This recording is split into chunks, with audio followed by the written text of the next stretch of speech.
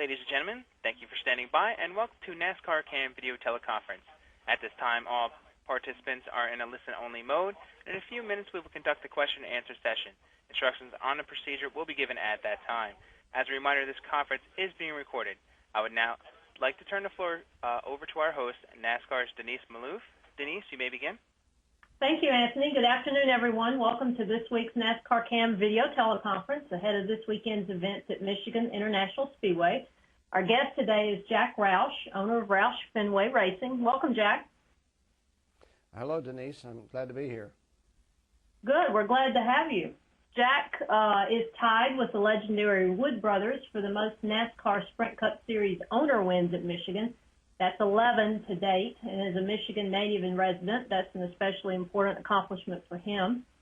Heading to Michigan, Jack has 3 of his 4 NASCAR Sprint Cup Series teams in the top 12 of the standings. Matt Kenseth is 4th, Carl Edwards is 9th, and Greg Biffle is 10th.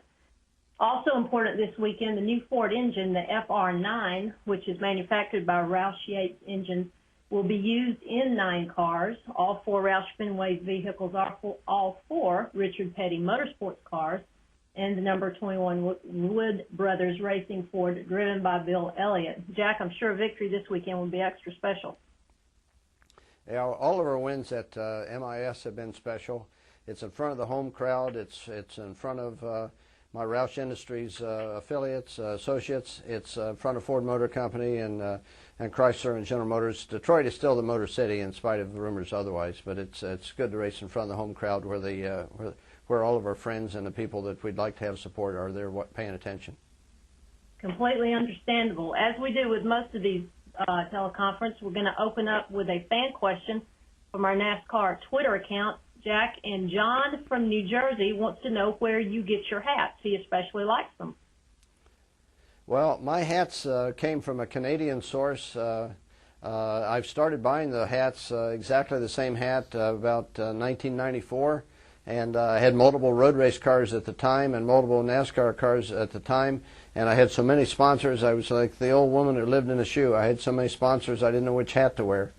So I decided that I'd get a straw hat, and I'd be have whatever happened from my shoulders up would be personal, and so I've worn a straw hat ever since. When I left Pocono last weekend, I made the decision to leave my hat on the truck on the transporter, so because I hadn't anticipated this. I didn't realize that I had this obligation and it would be filmed. So otherwise, I would have had a hat here, but I'm in North Carolina without my traditional hat. Sounds good. We'll now go to media questions for Jack Roush. Thank you. The floor is now open for questions. If you have a question, please press *1 on your telephone keypad at this time. If you're using a speakerphone, we ask that while posing your question, you pick up your handset to provide favorable sound quality. If at any time your question has been answered, remove yourself from the queue by pressing 1. Again, ladies and gentlemen, if you do have a question, please press *1 on your telephone keypad at this time. And our first question comes from Ed Hinton of ESPN.com. Sir, you may ask your question. Yes. Jack, I guess it's sort of for you and the other Ford guys going home to kind of make a stand in a tough season. To try to put this in a kind of a multifaceted question, what are your observations of being winless in all 3 series?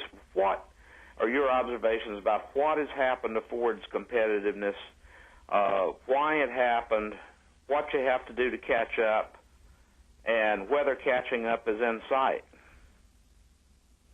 Well, first of all, we're only competing in 2 series, so I won't take a rap, nor should Ford take a rap for not winning in all 3 series, because we haven't competed in the truck series this year. As far as the nationwide and the Cup side, we were very competitive last weekend at Nashville with our nationwide car, and we had been missing something in the suspension of the car all year. And we actually found last week that there had been an unintended change made in some of the front suspension components, and we rectified that, went to Nashville, had 6 drivers in our cars. The problem that had been there primarily, the wouldn't turn in the middle and loose off problem, went away for all 6 drivers that drove the 4 cars throughout the weekend. And I'm sure we're on our way to reestablishing ourselves in that series. I think that stay tuned. There's good news very soon to come in that, with Carl Edwards finishing second, and Paul Menard finishing third, and neither one of them had a chance to stand on their cars before the race because they elected not to make the trip down on Friday for practice, and so the cars were practiced by the cars were first driven by both Paul and Carl for qualifying on Saturday afternoon, and they were off just a little bit. So I think the difference where Brad Kozlowski had made the trip and had wisely practiced, I think we missed a little something, left a little something on the table there. But the interest was in putting the focus on the Sprint Cup effort, and to make sure that the drivers were rested, and that was a decision. The reason they made the decision not to go. If you looked at my Sprint Cup programs and those of Richard Petty Motorsports and the Wood Brothers, all three, and you say, what is wrong with the Fords? Well, the teams aren't getting it done. Ford support has been as good as it's ever been. Their monetary support has been equal to prior years. Their technical support is improved, and a greater commitment was made over the winter to support the teams than was been made in the past.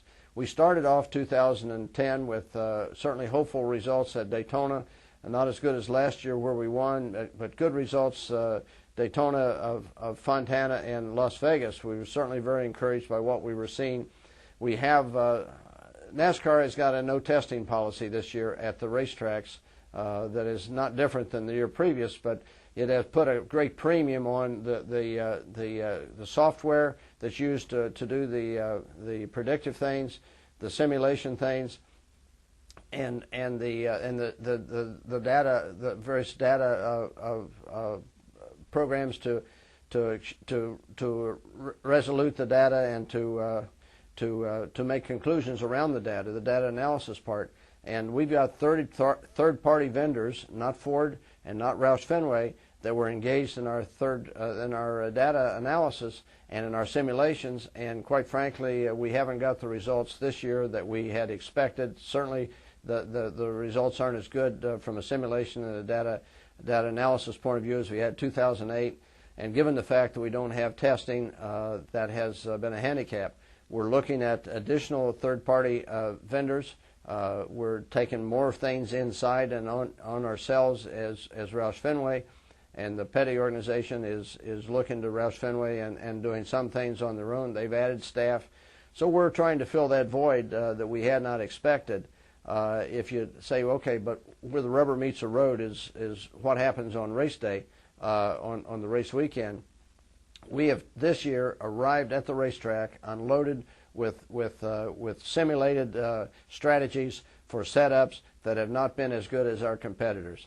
And that's what brought us to the point of looking at what we were getting and look for the correlations, and found that we didn't have the correlations that we'd expected on many of the simulations. So we're starting off with not as good a setup in the car based on simulations as we've had in the past and as we've expected. We're working to fill that void. I hope that we'll break through at MIS and be able to win again and put our rack up our Ford's 12th win there for this first Michigan race, because hopefully we could win twice there. We've done that in the past sometimes. Really excited about going to MIS.